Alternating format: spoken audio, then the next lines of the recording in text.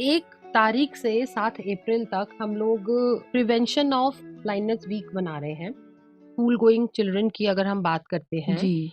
तो ऐसी कौन-सी इंडिकेशंस हैं जिससे ये पता चले कि बच्चे की जो नज़र है उसमें कुछ कमी आ रही है? जब बच्चा स्कूल में एक बार दाखिला लेता है तो वहाँ पे हमारे स्कूल के हो गए। टीचर्स की पूरा रोल प्ले करना है उनको। वहाँ पे अगर उन्हें दिख रहा है कि बच्चा ब्लैक बोर्ड से उतारने के लिए आगे आ रहा है, पीछे जो सीट है वो आ गया क्योंकि वो कहता है मुझे पीछे से दिख नहीं रहा है, तो वहाँ उसके पेरेंट्स को बुला के उन्हें समझाना पड़ेगा कि इसका आई टेस्ट कराइए। बच्चे के आँख में भेंगापन हो सकता है, जो 6 महीने पे उतर आया है।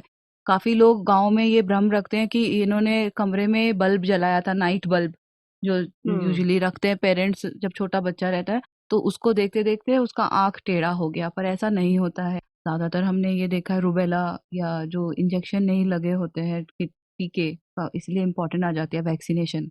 जो माताएँ होती हैं, अगर उनको वैक्सीनेशन कंप्लीट नहीं, उनको गर्भ धारण के समय उनको ये मीज़ल्स या रूबेला जैसी कोई बीमारी हो जाए, तो उसमें बच्चे को कैटरेक्ट होने का ओके, रिस्क हो जाता है। ओके। तो तभी कहते हैं कि जो रैशेज़ विद फीवर अगर माँ को हो रहा है, तो वो काफ़ी सीरियस इश्यू हो इश्यू सकता हो है। सकता है गर्भ में पल हुँ। रहे बच्चे के लिए। ऐसी कौन-सी डिज़ीज़ है विज़न से रिलेटेड जो कि प्रोन टू ब्लाइंडनेस है, मतलब जिनको होने से ब्लाइंड होने का खतरा है? ब्लाइंडनेस का सबसे मोस्ट कॉमन कारण है अनट्रीटेड कैटरैक्ट, सफ़ेद मोतिया। तो सफ़ेद मोतिया जब आता है तो लोग सोचते हैं कि ओल्ड एज के साथ शायद अब हम ओल्ड हो रहे हैं इसलिए हमें कम दिख रहा है। ये मैम किसी को किसी भी उम्र में हो सकता है? अब सफ़ेद मोतिया किसी भी उम्र में हो सकता है, लेकिन सफ़ेद मोतिया ज़्यादातर ओल्ड एज में होता है, 60 के बाद होता है। हुँ, हुँ, हुँ, और भी एक और चीज़ है, कई बार पेशेंट्स बोलते हैं अचानक से मक्खी मच्छर से उड़ रहे हैं आँखों के आगे, हुँ। तो फ्लोटर्स या जो कहते हैं कि फ्लैशेज़ हो रही है, मतलब चिंगारी जैसी निकलती है आँख के अंदर से, अच्छा। तो उसमें भी पर्दे का चेकअप बहुत ज़रूरी हो जाता है, क्योंकि हुँ, ये पर्दे से संबंधित रहता है। ऐसे में पर्दे खींचने का या पर्दा उखड़ने का खतरा रहता है। रूल ऑफ 20 कहते हैं, इसको फॉलो करें। ओके। और क्या है ये रूल मैम? ये रूल ये कहता है कि हर 20 मिनट के बाद, जैसे जो कंप्यूटर स्क्रीन ऑफिसेज में काम करते हैं, हुँ, वो हर 20 मिनट का एक तो अलार्म लगा दे स्क्रीन में, हुँ। 20 मिनट बाद वो 20 फुट दूर देखें अपनी सीट से, 20 सेकंड के लिए देखें, मन में गिनती करें और वापस फिर काम शुरू करें। रोज़ कितनी सर्जरी आप आइज़ की करते हैं? हम सर्जरी हॉस्पिटल में तो 100 से भी ज़्यादा होती हैं, लेकिन रोज़? काफ़ी डॉक्टर्स हैं हम सब, अराउंड 16 डॉक्टर्स हैं। और अम, मैं अब तक 40,000 से ज़्यादा सर्जरीज़ कर चुकी हूँ। तो आज हमारे साथ हैं डॉक्टर मानसी पोखरियाल। आप आई सर्जन हैं मैम और कैटरेक्ट और ग्लोकोमा स्पेशलिस्ट हैं। आप मेडिकल सुपरिटेंडेंट विवेकानंद नेत्रालय रामाकृष्णा मिशन आश्रम देहरादून से हैं। तो मैम बहुत-बहुत स्वागत है आपका आज अ, के कार्यक्रम में। धन्यवाद चेतना जी, मुझे यहाँ आमंत्रित करने के लिए। Thank you. जी। मैम बात 1 तारीख से 7 अप्रैल तक हम लोग प्रिवेंशन ऑफ ब्लाइंडनेस वीक मना रहे हैं और ये इंटरनेशनली भी इसको मनाया जाता है। जी। हम आज बात करना चाह रहे हैं कि किस तरीके से ब्लाइंडनेस प्रिवेंशन की जब बात आती है, हुँ। तो कौन-सी बातें किसी व्यक्ति को दिमाग में रखनी चाहिए? ब्लाइंडनेस प्रिवेंशन में सबसे पहले और सबसे ज़रूरी बात जो हमें याद रखनी चाहिए, वो है पीरियोडिक आई चेकअप। तो आई चेकअप के लिए जाना बहुत अनिवार्य है। ज़्यादातर जो लोग जिनकी उम्र 40-45 साल से ज़्यादा है, उनको तो साल में 1 बार या 2 साल में 1 बार जाना ही चाहिए। और जो छोटे बच्चे हैं, जिनको स्कूल जाना जिन्होंने शुरू किया है, जिनको अभी गिनती गणना और अक्षर समझना अक्षर ज्ञान हो गया है, उनका 1 बार आई टेस्ट हो जाना चाहिए। और बढ़ते हुए बच्चों का हर 6 महीने में 1 आई टेस्ट, जिनको चश्मा लगा है उनका तो हर 6 महीने में टेस्ट होना चाहिए। दूसरा ये है कि फैमिली हिस्ट्री, काफ़ी रोग जो होते हैं हमारे फैमिली में चलते हैं, जिनको हम हेरिडिटरी बोलते हैं, हेरिडिटरी बीमारियाँ। उसमें से बहुत गंभीर बीमारी जैसे कि ग्लूकोमा या रतौंधी, रेटिनाइटिस पिगमेंटोसा जिसको हम बोलते हैं, मैकुलर डीजेनरेशन या कंजेनाइटल कैटरैक्ट्स, ऐसी बहुत सारी बीमारियां हैं जो इनहेरिटेड होती हैं। तो अगर हमारी फैमिली में कोई हिस्ट्री है इनहेरिटेड आई डिजीजेस की, तो हमें टाइम से उसको चेक करा लेना चाहिए, जो उसकी एज प्रिडिलेक्शन है उसके हिसाब से। तीसरी चीज़, स्वस्थ खाएंगे तो स्वस्थ रहेंगे और स्वस्थ देखेंगे।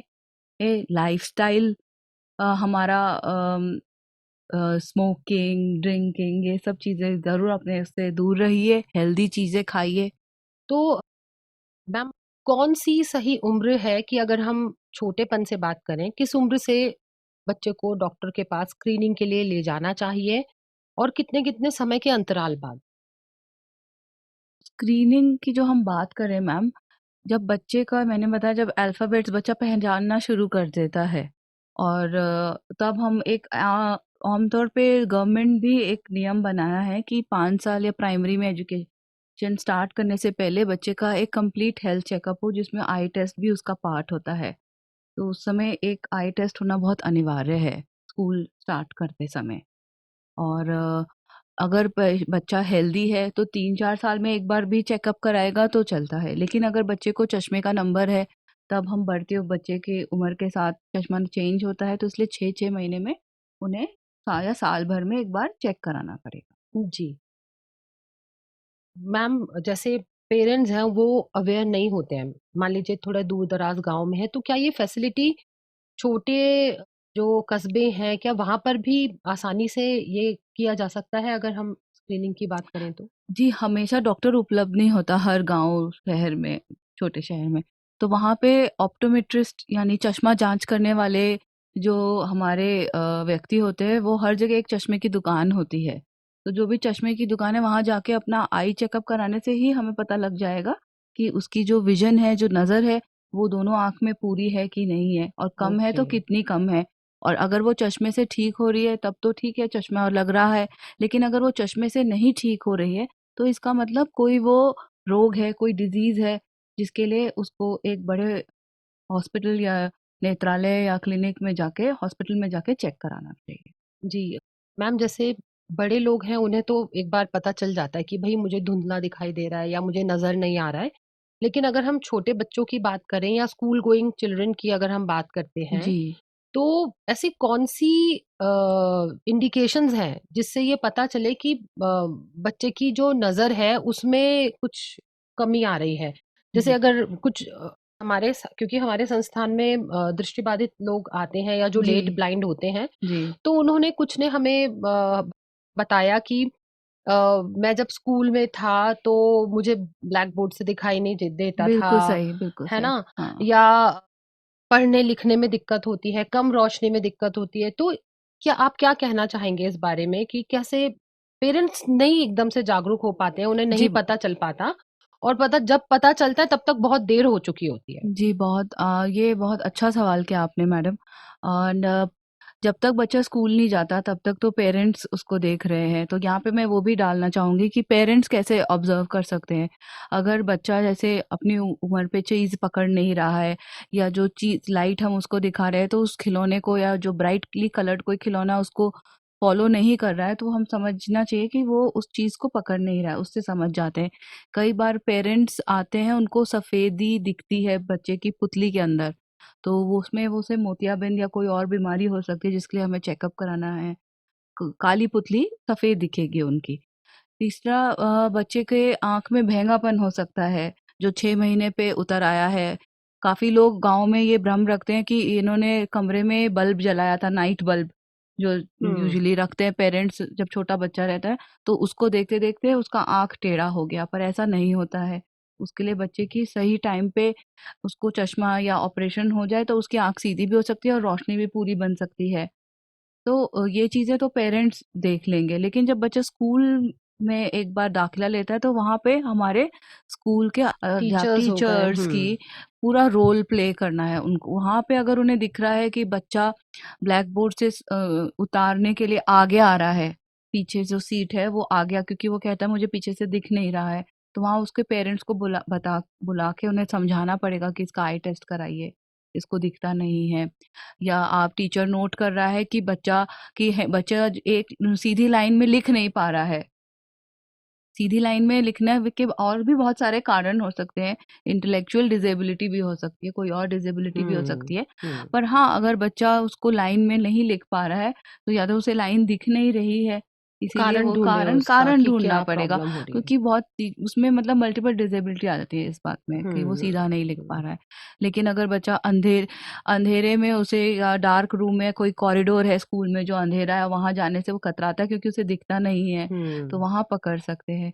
तो लेकिन अगर कभी भी मैं टीचर से अनुरोध करूँगी, कोई बच्चा कोई शिकायत लेकर आए, तो उसे सुनिए, उसे समझिए और उसके पेरेंट्स के साथ ज़रूर डिस्कस करिए। कहीं हम किसी हम्म। छोटे से ये सोच के कि बच्चा नाटक कर रहा है, या बच्चा कोई हम्म। कम किसी पढ़ना नहीं पढ़ना नहीं चाह चाह रहा है रहा है, ये इसलिए वो, बहाना कर रहा हाँ, है, ये होमवर्क नहीं करना चाहता होमवर्क है। नहीं करना हम्म। चाहिए, ये एक सोच के हम उसे मतलब सज़ा देते रहें और जो असली कारण है हम उसको ढूँढ ही ना पाएँ। हम्म। तो वहाँ पे मैं कहूँगी इसलिए थोड़ा-सा उसका मेडिकल कारण भी हो सकता है।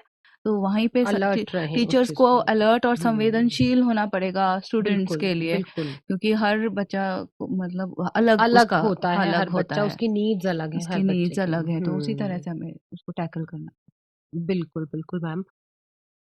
अब हम बात करना चाहेंगे मैम, ऐसी कौन सी डिजीज है विजन से रिलेटेड जो कि प्रोन टू ब्लाइंडनेस है, मतलब जिनको होने से ब्लाइंड होने का खतरा है। हुँ। ब्लाइंडनेस का सबसे मोस्ट कॉमन कारण है अनट्रीटेड कैटरैक्ट, सफ़ेद मोतिया। तो सफ़ेद मोतिया जब आता है तो लोग सोचते हैं कि ओल्ड एज के साथ शायद अब हम ओल्ड हो रहे हैं इसलिए हमें कम दिख रहा है। ये मैम किसी को किसी भी उम्र में हो सकता है। अब सफ़ेद मोतिया किसी भी उम्र में हो सकता है, लेकिन सफ़ेद मोतिया ज़्यादातर ओल्ड एज में होता है, 60 के बाद होता है। हम्म। सफ़ेद मोतिया अगर आएगा बड़े को, तो जो रोशनी उसकी पहले थी ऑपरेशन होने के बाद वो पूरी वापस आ जाएगी। हालाँकि अगर उन्होंने ऑपरेशन करने से देर कर दिया और मोतिया अंदर ही अंदर पक गया और फट गया और वो काले में तब्दील हो गया, तो उसमें विज़न आने का चांसेस कम या फिर नामात्र रह जाते हैं, डिपेंडिंग ऑन कि किस स्टेज पे क्या वो केस है। हाँ, हम्म। किस स्टेज पे वो प्रेज़ेंट किया डॉक्टर के पास। लेकिन अगर ये एक सफ़ेद मोतिया जन्म से है, तो हम्म। वो फिर ज़्यादा क्रिटिकल हो जाता है हमारे लिए। क्यों? क्योंकि जो क्रिटिकल पीरियड है जिसमें रोशनी बनती है, एक बच्चे के पैदा होने से लेके 4 महीने तक का जो पीरियड है वो क्रिटिकल पीरियड होता है।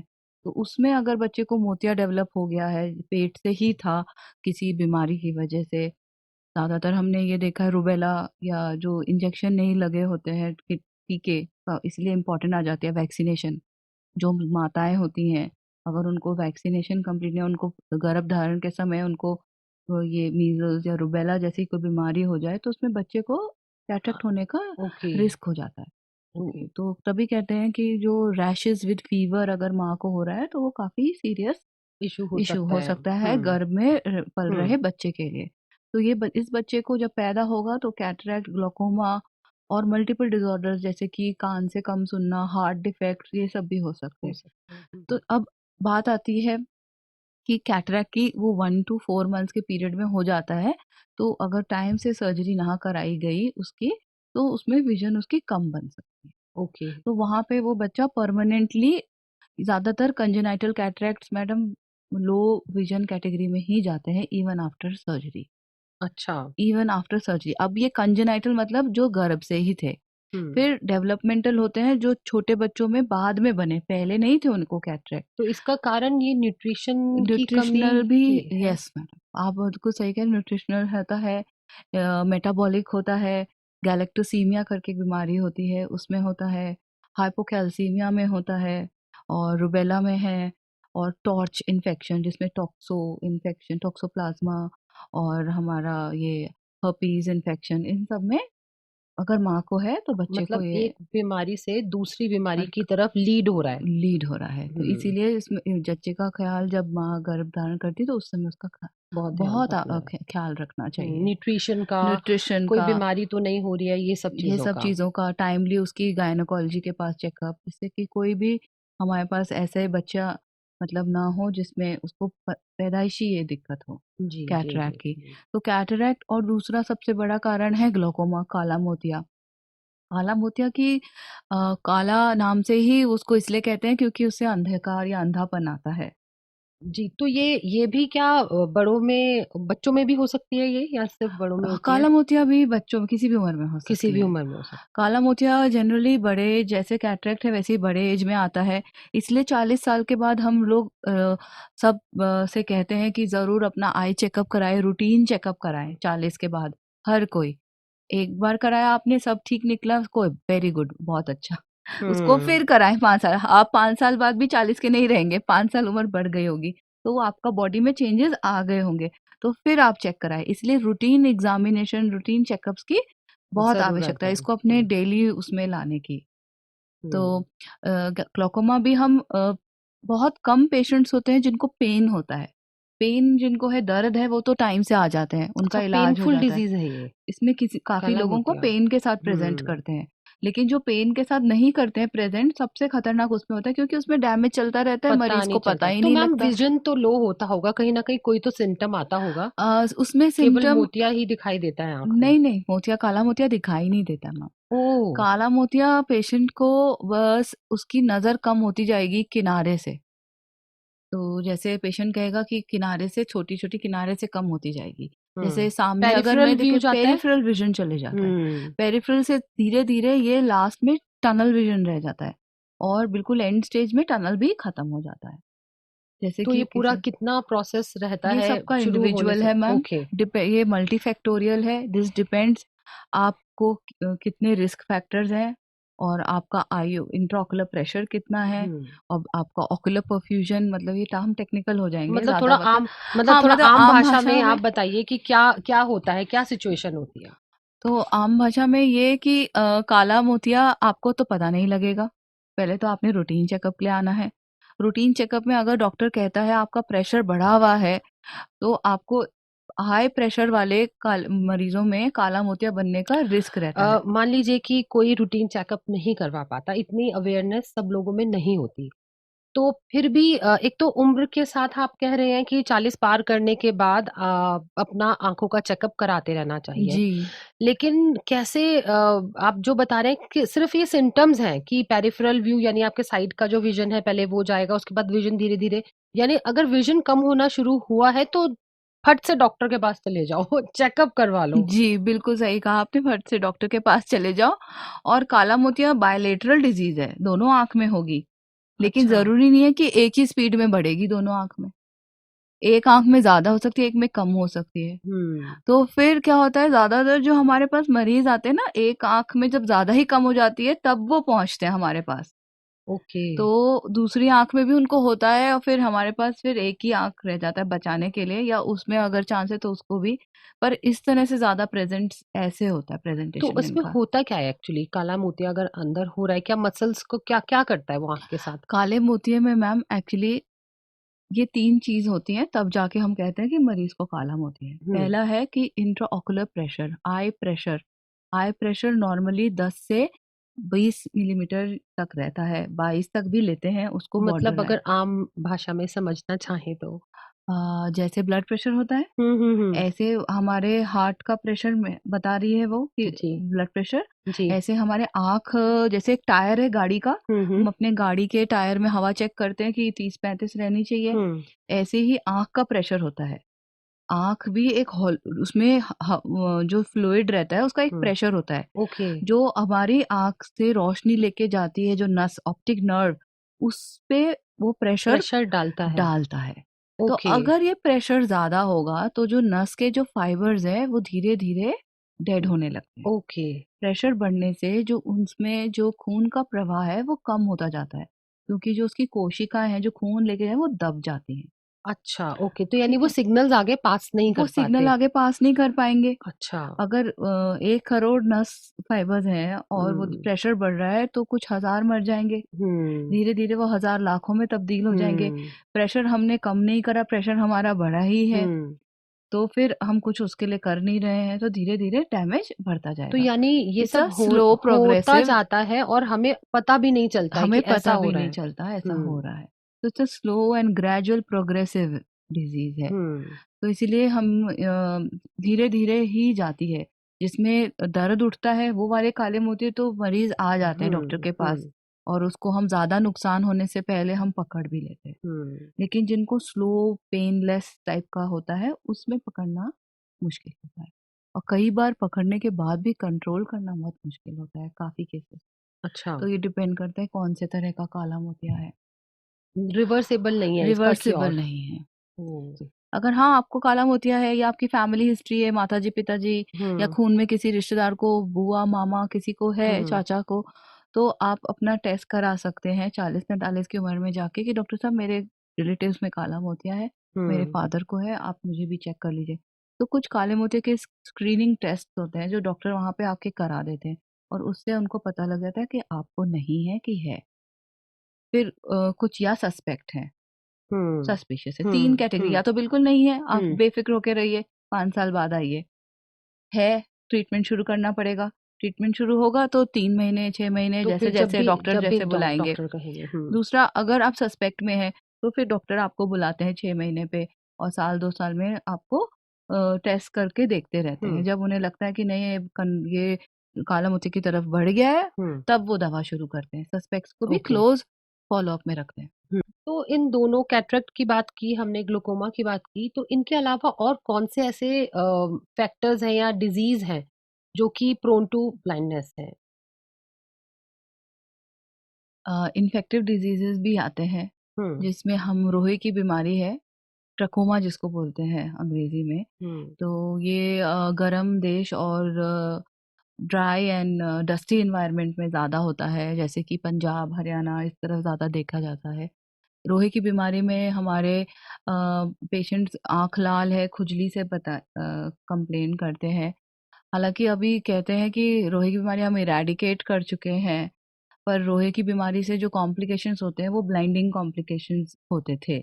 हम्म। अभी तो वो काफ़ी कंट्रोल में है। कुछ ऐसे भी हुँ। फैक्टर्स होंगे जैसे न्यूरो फैक्टर है क्या कुछ ऐसे, या कभी जैसे एक व्यक्ति हमारे यहाँ आए थे तो वो दृष्टिबाधित थे, तो उनसे हमने बात की कि आप कैसे दृष्टिबाधित हुए, वो लेट वो ब्लाइंड थे। तो उन्होंने बताया कि मैम एक दिन मैं सो रहा था और जब सोकर उठा तो मेरा विजन चला गया और थोड़ी देर टाइम बाद आ गया, और उसके बाद फिर उनका परमानेंट विजन चला गया। तो क्या इस तरह का, क्या ये मिथ होते हैं या क्या ये क्या बात हो सकती है? मैम ये यूजुअली ना सेरेब्रल ये वैस्कुलर इवेंट होता है, मतलब वैस्कुलर समझिए वेन, उनका जो ब्लड फ्लो है वो हैम्पर हुआ होगा ऑप्टिक नर्व के लिए। तो ये जैसे थक्के बनते हैं जिनका खून, इसीलिए हम कह रहे थे जब मैंने शुरू में कहा था स्मोकिंग और no drinking, healthy eating habit, hmm. Healthy lifestyle. अगर खून गाढ़ा होता है तो क्लॉट्स बनते हैं। क्लॉट अगर जाके हमारे जो ब्लड वेसल है जो सप्लाई कर रहा है ऑप्टिक नर्व को, वहां जाके बैठ गया, जिसको हम central retinal artery occlusion CRAO कहते हैं, वो हो गया, तो उसमें तुरंत विज़न जा सकता है। उसमें सिर्फ़ हमारे पास विंडो पीरियड बहुत कुछ घंटे का होता है ट्रीटमेंट देने, उतनी ज़्यादातर हमने देखा नहीं है किसी का ट्रीटमेंट होते हुए, क्योंकि उतनी देर में पेशेंट पहुँच ही नहीं पाता। पहुंच नहीं, पेशेंट को मालूम ही नहीं पहले ही चलता रियलाइज़ है, ही नहीं होता कि मुझे पता हुआ ही नहीं क्या चलता है, है कि हुआ कि क्या ये है। क्या हो रहा है मेरे साथ में। तो वहाँ पे हमें उसको खून पतले करने के इंजेक्शंस और सब देना पड़ता है, हम्म। लेकिन वो हमने कभी रिवर्स होते वैसे कभी तो वो देखा नहीं है। परमानेंट फिर वो क्लॉट बनता है वो तो बना रह जाता वो है। ब्लड वेसल ब्लॉक हो गया, वो हम्म। नस को सप्लाई नहीं पहुंचा, पर्दे को सप्लाई नहीं पहुंचा, हम्म। पर्दा पूरा डेड हो गया। तो उससे हम्म। आपका सेंट्रल रेटिनल आर्टरी ऑक्लूजन में आपका तुरंत विजन विजन चले चला जाता जाता है। है। हम्म। एक, उसमें ज़्यादातर जो रिस्क फैक्टर्स बार बार हम जिस पे बात करें, how hmm. To prevent, hmm. How, because we are talking about prevention, prevention. Hmm. वहाँ आ जाती है हमारी गंभीर बीमारियां जैसे डायबिटीज, हाइपरटेंशन। ये हम्म। दो बीमारियां बहुत सारी बीमारियां आगे करती हैं, हम्म। जिसमें से आँखों में अंधापन एक बहुत कॉमन है। ये ग्लोकोमा के लिए भी बहुत हाई रिस्क रहता है। हम्म। जिन पेशेंट्स का ग्लोकोमा है और डायबिटीज़ और हाइपरटेंशन है, वो जिनको नहीं है उनसे ज़्यादा उनको रिस्क रहता है हम्म। प्रोग्रेस करने का और हम्म। नज़र जाने का। तो डायबिटीज़, हाइपरटेंशन में खुद से रेटिनोपैथी यानी कि पर्दे में सूजन आना, खून चर्बी जमा हो जाना, उसके लिए काफ़ी मैं कहूँगी जिसे कहते हैं ना, in not famous, notoriously famous है। हम्म। हम्म। मतलब हम्म। नोटोरियसली है क्योंकि वो फेमस भी है, हम्म। क्योंकि वो अंधापन कराती है, हम्म। उसमें लोग इंजेक्शन लगा लगा के हम्म। परेशान है, काफी आते कि हम्म। डॉक्टर कहता है इंजेक्शन लगाओ, फिर ठीक हो जाता है, फिर आ फिर जाता है, दोबारा फिर आ जाता दोबारा है। इंजेक्शन लगाओ। तो काफ़ी लोग हैं जो इंजेक्शन इसमें लगा रहे हैं, लेकिन लेज़र भी हो रहा है, पर अल्टीमेटली कॉज़ तो डायबिटीज़ है ना। हम्म। तो हम अगर कॉज़ को ट्रीट करेंगे तो तो ये बीमारी वहीं पे ये जड़ है। यानी ये रिवर्स हो जाता तो है। रिवर्स हो हम्म। सकती है कुछ स्टेज तक, जब तक हम्म। ये ज्यादा नुकसान ना कर ले। पीडीआर या प्रोलिफरेटिव रेटिनोपैथी की तरफ नहीं गई है।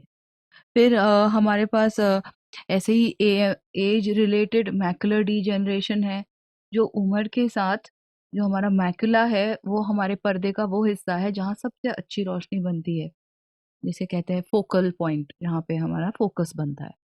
तो जहाँ फोकस बनता है उसी पे ही वहाँ का जो रेटिना लेयर है वो खराब हो जाती है, और ये ज्यादातर 70+ लोगों में देखा गया है। ओके। तो इसमें क्या होता है, दादा दादी हमने सुने होंगे कहते हैं कि बेटा तेरा चेहरा नहीं पहचान में आ रहा। हाँ।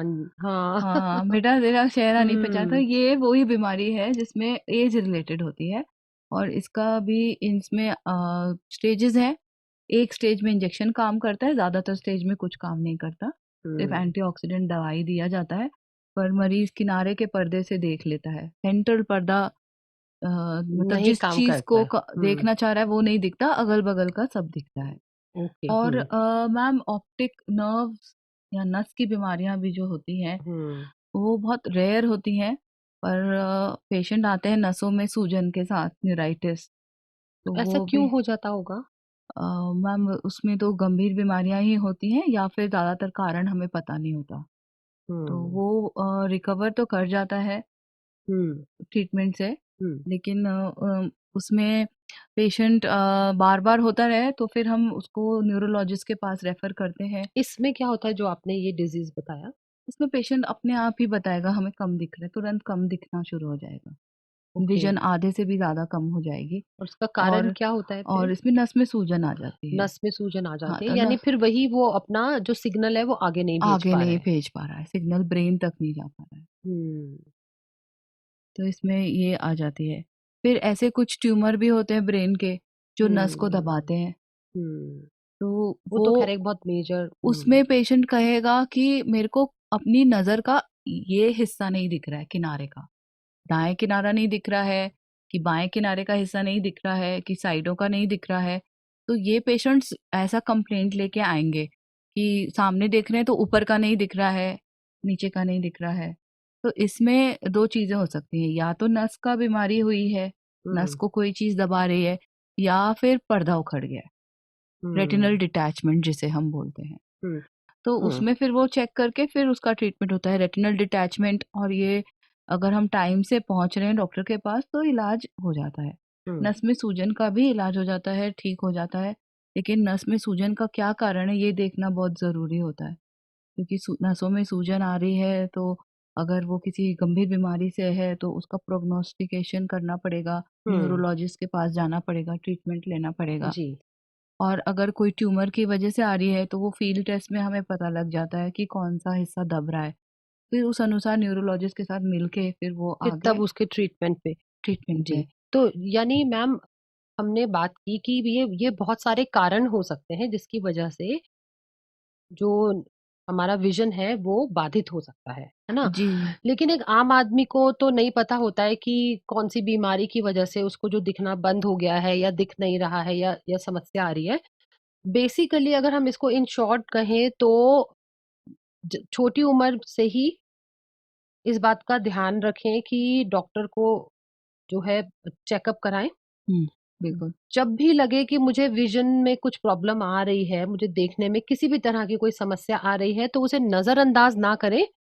बिल्कुल डॉक्टर के पास जाएं और उसका इलाज कराना शुरू करें। बिल्कुल। या अगर डॉक्टर नहीं भी है, जैसे हमने पहले हम्म। कहा, जो नज़दीकी चश्मा की दुकान है, ऑप्टोमेट्रिस्ट हैं जो चश्मा हम्म। आपका नज़र जांच करते हैं, वो भी आपको बता सकते हैं कि आपकी नज़र पूरी आ रही है कि नहीं आ रही है। अगर चश्मे से आपकी नज़र पूरी आ रही है तब तो बढ़िया है, चश्मा आपका हम्म। चेंज हो रहा है। अगर चश्मे से आपकी नज़र पूरी नहीं बढ़ रही है, इसका मतलब कोई अंदर बीमारी चल रही है।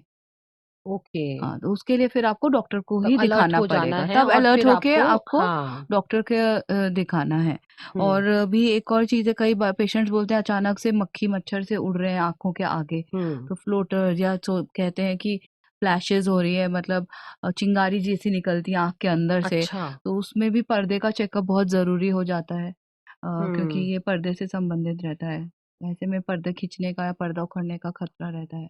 ओके। जिनके चश्मे के नंबर ज़्यादा है मैम, जो -3 नंबर से ज़्यादा लगाते हैं, हम्म। खासकर हम्म। उनको अपना हर साल डायलेट करके, मतलब दवा डाल के जो पुतली फैला के जांच होती है, हम्म। पर्दे के डॉक्टर से करानी चाहिए, क्योंकि जिनका नंबर ज़्यादा होता है उनका पर्दा किनारे से कमज़ोर होता है, हम्म।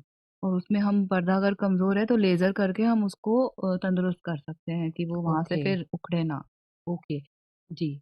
ये तो बहुत डिटेल में हमने जितनी भी ब्लाइंडनेस से रिलेटेड डिजीज थी उसके बारे में बात की, और प्रिवेंशन तो उसका यही है कि हमें जब भी कुछ परेशानी हो हमें बिल्कुल डॉक्टर के पास जाना चाहिए।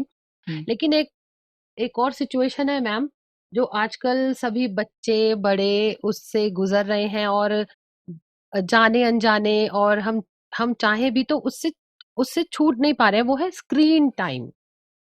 फ़ोन देखना, और टेलीविज़न भी अगर हम देखते हैं तो कुछ घरों में इतने बड़े-बड़े टीवी के सेट स्क्रीन्स इतने बड़े होते हैं, या फ़ोन एग्ज़ैक्ट भी अंधेरे में फ़ोन देखना, हाँ। तो कितनी जल्दी ये आँखों को ख़राब करता है, और क्या कहेंगे आप इसके बारे में? ये तो मैम श्वेता मैम एपिडेमिक के जैसे आया है पोस्ट कोविड। हुँ। डॉक्टर्स भी इसको समझ रहे हैं। मायोपिया देखा गया है, बढ़ गया है, माइनस का चश्मे बच्चों में बढ़ गए हैं, और ज़्यादा स्क्रीन टाइम होने से ड्राइनेस की शिकायत आने लगी है, आंखें लाल हो जाती हैं, आंखों में गड़न चुभन की शिकायत, थकान, सर में दर्द, चिड़चिड़ापन, ये सब इन इसी कारण से है। नींद नहीं आना, नाइट जो हमारी स्लीप साइकिल है वो डिस्टर्ब हो जाना, उसका आँखों तो पर उसपे इफ़ेक्ट ब्लू पड़ना। लाइट का अफेक्ट होना, क्योंकि फ़ोन से जो निकलता है वो हुँ। ब्लू लाइट है, वो कितनी हानिकारक है हमारे पर्दे के लिए। तो ये सब कुछ हमें समझना पड़ेगा। अगर हम एक स्वस्थ अपने शरीर के लिए अच्छा खा रहे हैं, अच्छी एक्सरसाइज कर रहे हुँ। हैं और फिर फ़ोन देख रहे हैं, तो फिर कोई फ़ायदा नहीं है। कोई फ़ायदा नहीं क्योंकि है। आँखें भी उसी का ही हिस्सा हैं, बिल्कुल, और हमें बिल्कुल। आँखों का भी ध्यान रखना चाहिए। हुँ। आँखों को भी जब से हम सवेरे उठ जाते हैं, आँखें तो काम में लग जाती हैं, तो बिल्कुल। उसको भी रेस्ट देना बहुत ज़रूरी है। हुँ। तो जब हाँ। हम स्क्रीन में काम कर रहे हैं, यहाँ मैं यहीं से मैं स्क्रीन वाली बात पे आ जाती हूँ। जब हम स्क्रीन पे कोई भी काम कर रहा है, तो पलक झपकाना याद करें, क्योंकि हम पलक नहीं झपकाते। हुँ। हम पलक खोल के आँखें गाड़ कर स्क्रीन में देख रहे होते हैं, कुछ ज़रूरी ही कर रहे होते हैं ज़्यादातर समय। तो वो याद करिए, ब्रेक ले लेके करें। ब्रेक लेके करिए, पलक झपका के रिलैक्स करिए, करके आँखों को। और हर 20 मिनट बाद 20 फुट दूर देखें 20 सेकंड के लिए। इसको हुँ। रूल ऑफ 20 कहते हैं। इसको फॉलो करें। ओके। क्या है और ये रूल मैम? ये रूल ये कहता है कि हर 20 मिनट के बाद, जैसे जो कंप्यूटर स्क्रीन ऑफिसेज में काम करते हैं, हुँ। वो हर 20 मिनट का एक तो अलार्म लगा दें स्क्रीन में। हुँ। 20 मिनट बाद वो 20 फुट दूर देखें अपनी सीट से, 20 सेकंड के लिए देखें, मन में गिनती करें और वापस फिर काम शुरू करें, क्योंकि सीट से उठ नहीं सकते। हुँ। बैंक में है, जो सामने लाइन लगी है, हुँ। उनको तो काम करना ही है। हुँ। पब्लिक डीलिंग है, हुँ। स्क्रीन में देखना है, टिकट काउंटर है, हुँ। कोई भी है। बिल्कुल। तो इसीलिए आपको उसमें अपने आहार तो ब्लिंक करें, हर 20 मिनट वाला ये रूल फॉलो करें, और हर घंटे में मैम 5 मिनट सीट छोड़ के उठ जाएँ। ओके। उठ के कहीं भी घूम के आएँ उस 5 मिनट जी। में, लेकिन ना टीवी देखें, ना फ़ोन देखें। हाँ, उस अब 5 5 मिनट मिनट में में ये ये नहीं कि ब्रेक लिया तो अपना फ़ोन ही देख लें, भई कितने व्हाट्सएप पे मैसेजेस आए हैं। हाँ, ये अपना हाँ, इंस्टा अकाउंट चेक ये कर रहे हैं हाँ, ये सब आजकल के कि तो ऑफ़िस की स्क्रीन छोड़कर आप अपना फ़ोन का स्क्रीन देख रहे हैं, तो या ये नहीं करना है। टीवी स्क्रीन में कर गए कि ऑफ तक काम हुँ। करे, तो अब टीवी में स्कोर देख ले, मैच चल रहा है। हाँ, या मतलब इसको याद रखने के लिए शायद अच्छा वो है ये कि ट्रिक, कि अपने फ़ोन में 20-20 मिनट पे अगर हम एक अलार्म लगा लें, जी। तो भी याद रहता है कि चलो मुझे, अरे अलार्म बजा, यानी मुझे अब अपना आई हुँ। एक्सरसाइज़ 20 वाली आई आई एक्सरसाइज़ एक्सरसाइज करनी करनी है। है, बिल्कुल, हाँ। हाँ। तो अगर हम अपने आई मसल्स को एक्सरसाइज करते रहेंगे, मतलब दूर, पास, नज़दीक हर डिस्टेंस पे देखते रहेंगे, तो आई फटीग नहीं होगा। लेकिन अगर आप किसी भी डिस्टेंस पे अपने आई को कांस्टेंट रखते फ़ोकस हैं। कर देते हैं। ओके। आपने सुना भी होगा, पहले के लोग किताब पढ़ते रहोगे तो चश्मा लग जाएगा, हुँ। घंटे-घंटे किताब पढ़ते थे। तो किताब अगर बहुत देर पढ़ेंगे तो फिर सामने उठ के दूर देखेंगे तो धुंधला दिखेगा, क्योंकि मसल्स तो वहीं पे ही फ़ोकस हो गई थी। हुँ। तो वापस उसे नॉर्मल होने में टाइम लगता है। और अगर हम यही रूटीनली करते रहेंगे तो डेफिनेटली वो चश्मा आ जाता तो है। इसी बात पर मैम आप एक्सरसाइज भी बता दीजिए कि जनरली क्या एक्सरसाइज करनी चाहिए आंखों को लेकर ताकि वो लंबे समय तक हमारा साथ दे। एक्सरसाइज जहाँ बताऊंगी, सबसे पहले मैं बताऊंगी क्या खाना चाहिए। हाँ बिल्कुल जी। तो क्या नहीं खाना चाहिए, पहले ही हम बोल चुके हैं, तम्बाकू सेवन कुछ भी नहीं, hmm. No alcohol, no addiction. आपने हरी सब्जी, पीले फल, मौसम के अनुसार जो भी सब्जी और फल आते हैं उसका सेवन करना चाहिए। हरी सब्जी का खासकर इसमें रोल रहता है ब्लड हरी सब्जियां सर्कुलेशन। खाने से। हाँ, हरी, क्योंकि उसमें एनओ होता है, नाइट्रिक ऑक्साइड, जो वेजो डायलिटेशन में हेल्प करता है। ओके। वेरी रिच इन नाइट्रिक ऑक्साइड, तो उससे जैसे वेजो पालक हो गया। डायलिटेशन। यस मैम, पालक, पालक। बथुआ, आपका चौलाई, जो उसका सीजन ओके। होता है, आप कोई भी हरी सब्जी आएगी तो उससे आप सेवन करें। हम्म। ठीक है।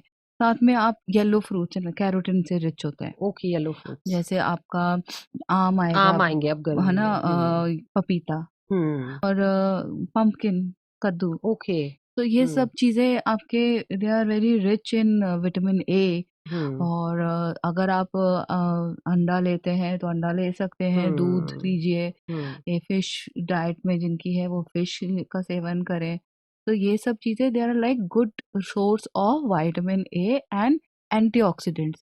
विटामिन ए के साथ विटामिन सी भी चाहिए, विटामिन ई, सारे विटामिन चाहिए हमें। बिल्कुल। उसका बैलेंस रहेगा तो हमारा आई हेल्थ, न्यूट्रिशन से। Nutrition plays a very important role. Okay. हाँ, very important okay. Role for prevention. For prevention ma'am. Hmm. And ये न्यूट्रिशनल हो गया, साथ में मैडम आपने कहा एक्सरसाइज। एक्सरसाइज आंखों के लिए एक तो सबसे इम्पोर्टेंट, क्योंकि ज़्यादा कुछ भी, काफ़ी आपने देखा है बीमारियां जो हमारी मेडिकल कंडीशन है वो आंखों को असर कर रही है, जैसे हम्म। Diabetes and hypertension. मतलब डायरेक्ट आंखों की बीमारी ना होके डायरेक्ट आंखों, दूसरी बीमारी दूसरी की वजह बीमारी, से एग्जैक्ट, आंखें अफेक्ट कर रही हैं। बिल्कुल। तो हम्म। वो दूसरी बीमारियों में सबसे ज़्यादा रोल आता है डायबिटीज़ और डायबिटीज का। हाइपरटेंशन का। और हम इसको कैसे कर सकते हैं, तो हम सबको पता है, रोज़ व्यायाम करें, वॉक करें अपने। जो रिलैक्स हो। लोग जो लोग स्टेप्स गिनते हैं वो लोग 10,000 स्टेप्स वाला वो फॉलो करना शुरू ओके। करें स्ट्रिक्टली। हम्म। और मेडिटेशन हेल्प, आपका प्राणायाम आपको बीपी भी लो करेगा आपका, और आपका ब्लड सर्कुलेशन भी इंक्रीज करता है। तो सवेरे सुबह जल्दी टाइम से उठ के अपना सुबह आधा घंटा एक एक्स्ट्रा बिल्कुल थोड़ा निकाल कष्ट के दीजिए थोड़ा, अपनी, अगर आपको अपनी आंखों की हेल्थ अच्छी रखनी है तो थोड़ा कष्ट दीजिए अपने अपने हाँ, आप को जी। अपने आप को। और ये साथ में कुछ जिनके आई मसल्स कमज़ोर होते हैं उनको हम एक्सरसाइज बताते हैं, पेन पुशअप्स। वो सबके लिए नहीं होता है, तो वो हम डॉक्टर्स पे जब वो जाते हैं वो बताते हैं। तो आपको जनरली पेन, फिर कौन सी एक्सरसाइज उसमें करनी चाहिए। जनरली मैम यही आपका, जैसे आप दूर देखें, एक कैलेंडर रख लीजिए दीवार पे जिसका फाइन प्रिंट पढ़ रहे हैं, एक हाथ हम्म। में बुक रख लीजिए, एक लाइन उस कैलेंडर की पढ़िए, फिर बुक की पढ़िए, फिर उधर पढ़िए, फिर बुक की पढ़िए। ओके। तो तो ये सुबह दोनों कर विजन सकते हैं, तो आपके दोनों विजन के लिए विजन। आप थोड़ी देर ओके। 5 मिनट समय निकालिए। उसके बाद एक पेन पुशअप एक्सरसाइज होता है, जैसे पेन आपने पकड़ा अपने लेफ्ट हैंड में, हम्म। पूरी हाथ को स्ट्रेच करिए और पेन दूर रखिए, हम्म। और पेन की नोक को देखिए, हम्म। और इसको धीरे धीरे अपने पास लाइए। जहाँ पे ये नोक ब्लर हो जाती है या धुंधली हो जाती है, वहीं पे उसको रख के उसको फोकस करिए। हो गया, फिर दोबारा करिए, अच्छा ओके, फिर उसके बाद फिर फिर दोबारा दोबारा उसको करिए। ही रिपीट करना है। यस, इसको ओके। आप सुबह कर सकते कोई हैं, भी कर सकता है। कोई भी कर सकता है मैम। ये हम्म। लेकिन 40 के बाद ये ज्यादा काम नहीं करती, क्योंकि हमारी प्रेस बायोपिया आ जाता है। ओके। प्रेस बायोपिया मतलब नजदीक का चश्मा जो लग जाता है हमें ओके 40 के बाद। जी, तो मतलब वो रिवर्स नहीं हो पाता है, मसल्स हाँ, अगर वीक होती हैं। हाँ, वो मसल्स वीक रहेंगी, पर हाँ ये है कि थोड़ी स्ट्रेंथ मिलती है उनको, पर खाली एक्सरसाइज से नहीं, डाइट पे भी ध्यान देना पड़ेगा। Hmm. Protein and hmm. Vitamin अपने डाइट में अच्छे रखने पड़ेंगे। और एज से तो डेफिनेटली हम सबको ही नहीं लड़ सकता है, पर हाँ हाँ प्रिवेंट कर सकते प्रिवेंट कर सकते हैं। हैं, चेकअप करा सकते हैं, एजिंग की जो बैड हैबिट्स है उनको हटा के बिल्कुल। अपने लाइफस्टाइल को इम्प्रूव कर सकते बिल्कुल। हमने बात की प्रिवेंशन ऑफ ब्लाइंडनेस वीक पर। हमारे साथ डॉक्टर मानसी पोखरियाल है मैम। बहुत बहुत थैंक यू मैम। एक और चलते चलते बात बताइए कि रोज कितनी सर्जरी आप आईज की करते हैं। हैं।